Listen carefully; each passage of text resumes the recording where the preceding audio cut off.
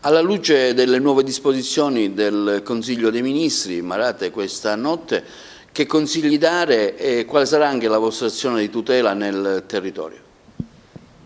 Premesso doverosamente che queste nuove disposizioni del Governo, che hanno esteso, come tutti sappiamo, all'intero territorio nazionale particolari misure molto restrittive a alcuni diritti fondamentali dei cittadini, va detto che la finalità di questi interventi straordinari è esattamente quella di garantire una migliore tutela del diritto alla salute di tutti.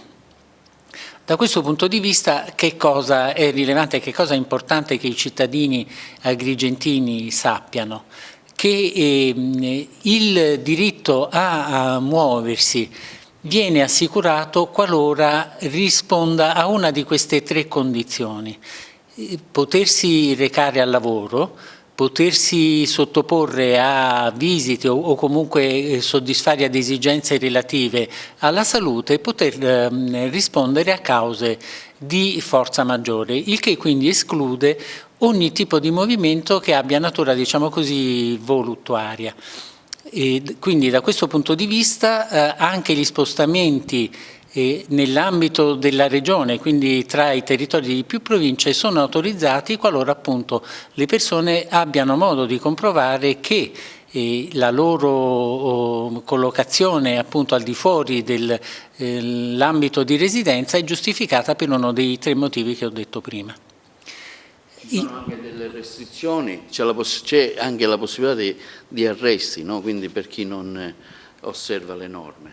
Certo, diciamo che queste limitazioni imposte dal governo rispondono a un ordine dell'autorità assistito da una sanzione prevista dal codice penale che potrebbe comportare l'arresto anche fino a 3 mesi nel caso in cui si rilascino violazioni mendaci che non corrispondono appunto alle finalità consentite che prima ho accennato.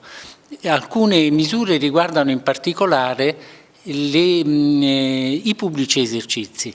E quindi sappiamo, e lo sottolineo, richiamo l'attenzione sul divieto di avere bar e ristoranti aperti prima delle ore 6 del mattino e dopo le ore 18. Gli altri esercizi commerciali diversi da queste due categorie possono continuare a svolgere la propria attività avendo cura di soddisfare due condizioni: quella di evitare l'assembramento dei clienti all'interno dei locali e quello di fare in modo che ci sia sempre all'interno del locale la distanza di sicurezza tra i clienti di almeno 1 metro.